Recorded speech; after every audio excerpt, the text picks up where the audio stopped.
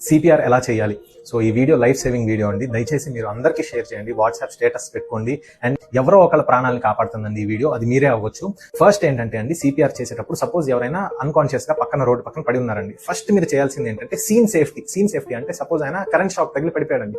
So current shock తగిలి పడిపోయిన నువ్వు వెళ్ళి పట్టుకున్నావు అనుకోండి, మీకు షాక్ కొట్టి మీరు చనిపోయే ప్రమాదం ఉంటుంది. మనం సేఫ్ ఉంటేనే ఆయన్ని సేవ్ చేయగలుగుతాం. సెకండ్ పాయింట్ ఏంటంటే, మన ఆయన దగ్గరికి వెళ్ళాక ఇమీడియట్ గా పేషెంట్ ని తట్టాలి. బాబు లెగు అని చెప్పేసి ఇలా తడుతూనే ఆ పేషెంట్ ఊపిరి పీల్చుకుంటున్నాడా లేదా అంటే బ్రీదింగ్ ఉందా లేదో మనం అబ్జర్వ్ చేయాలి.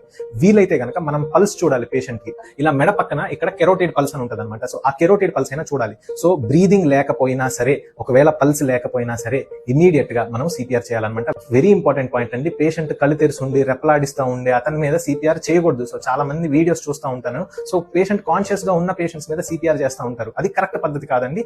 తెలియకపోవడం వల్ల అలా చేస్తూ ఉంటారు. అది చాలా ప్రమాదం అనమాట. పేషెంట్ అన్కాన్షియస్ గా ఉండాలి, ఎగసాస్ వస్తూ ఉండాలి. సో ఎగోనల్ బ్రీదింగ్ అంటారు. సో అట్లాంటి వాళ్ళ మీద అయినా సిపిఆర్ చేయొచ్చు. లేకపోతే పూర్తిగా బ్రీదింగ్ ఆగిపోయి పల్స్ ఆగిపోయిన వాళ్ళ మీద సిపిఆర్ చేయొచ్చు. ఓకేనా.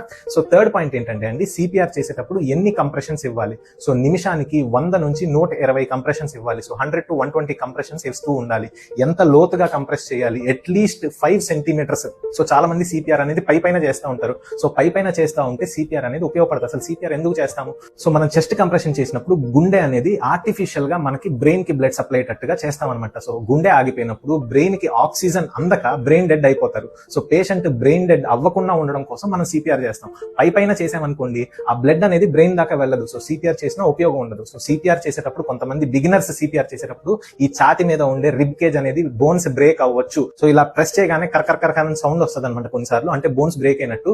బ్రేక్ అయినా పర్వాలేదు. ఒకవేళ కనుక జెన్యూన్ గా చచ్చిపోయే మనిషిని మీరు కాపాడాలనుకుంటే కనుక రిబ్ కేజ్ ఫ్రాక్చర్ అయితే పెద్ద నష్టమే లేదు. తర్వాత మళ్ళీ అవి హీల్ అయిపోతాయి.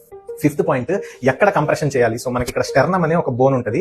ఆ స్టెర్నమ్ లో లోవర్ పార్ట్ లో మనం ఒక చేతి హీల్ అనమాట, అంటే దీన్ని మణికట్టు అంటారు. సో ఆ హీల్ ని ఒక చేతి పెట్టి ఇంకో చేతితో ఆ హీల్ కి సపోర్ట్ ఇచ్చి, సో ఇలా సిపిఆర్ అనేది చెస్ట్ కంప్రెషన్స్ ఇవ్వాలి.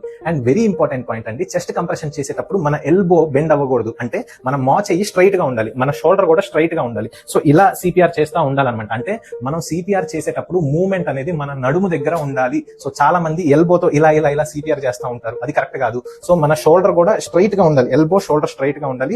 మూవ్మెంట్ అనేది మనం నడుము దగ్గర ఉండాలన్నమాట. సో ఈ వీడియోలో చేస్తున్న ఆయన కరెక్ట్ గా చేస్తున్నాడు అనమాట. ఇంకొక ఇంపార్టెంట్ పాయింట్ అండి, పేషెంట్ ని చైర్ లో కూర్చోబెట్టి సిపిఆర్ చేస్తే ఉపయోగం ఉండదు. సిపిఆర్ చేసేటప్పుడు ఎప్పుడు పేషెంట్ ఫ్లాట్ సర్ఫేస్ మీద ఉండాలి.